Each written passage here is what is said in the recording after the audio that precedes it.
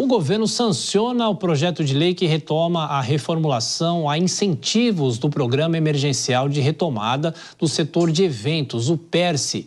E a gente continua em Brasília agora, o repórter André Anelli com as últimas informações. O que mudou no programa, hein, André? Boa noite para você, bem-vindo. Obrigado, Tiago. Muito boa noite para você, boa noite a todos ligados aqui no Jornal Jovem Pan.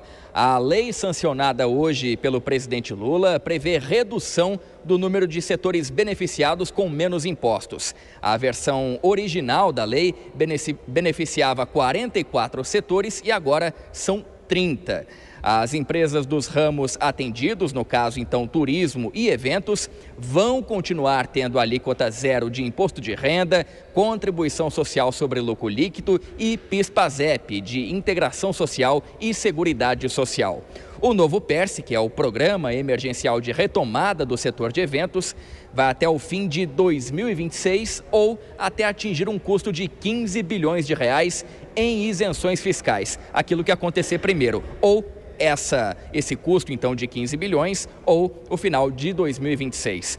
De acordo com o ministro do Turismo, Celso Sabino, o texto foi sancionado sem vetos em relação ao que foi aprovado pelo Congresso Nacional.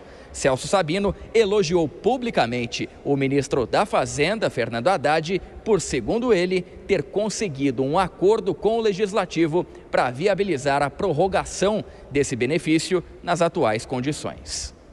O ministro Fernando Haddad, presidente, foi um gigante e, cumprindo as orientações de Vossa Excelência, buscou ao limite fazer um equilíbrio entre a austeridade fiscal e o benefício que Vossa Excelência sanciona hoje.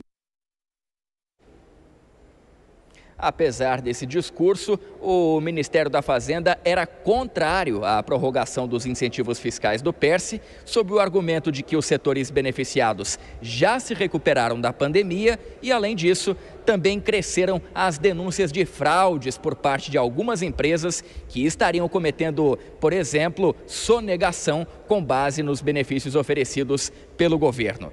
Mesmo assim, o Executivo acabou recuando e cedeu à pressão do Congresso Nacional, que é majoritariamente favorável ao programa anunciado hoje.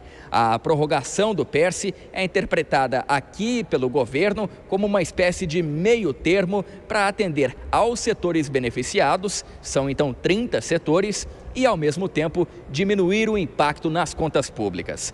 O ministro da Fazenda, Fernando Haddad, ele não compareceu aqui à cerimônia no Palácio do Planalto, porque, segundo a assessoria dele, tinha outras agendas no mesmo horário e então essa ausência dele não teria nada a ver com o fato de o Ministério da Fazenda ser contrário a essa medida. Tiago. André Anelli com as informações, a sanção do PERSE. Até mais tarde, bom trabalho. Bom, Dora Kramer, um desavisado que tenha visto essas imagens do presidente Lula, dos ministros assinando o PERSE, talvez não imagine que o governo era contra, não era, Dora?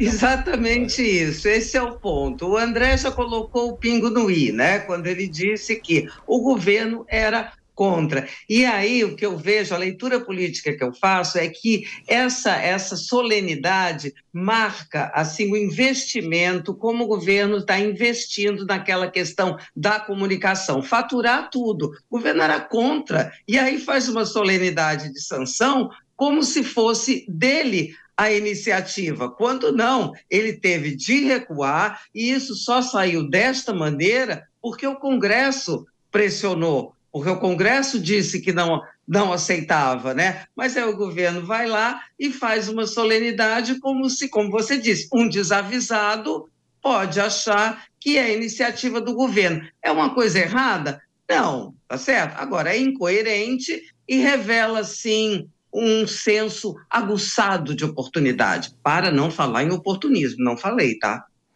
Agora, Vilela, a política é assim, mas de qualquer forma o que se assinou aí foi um meio termo, né? Agradou o governo em parte, agradou o Congresso em parte e o setor produtivo em parte também.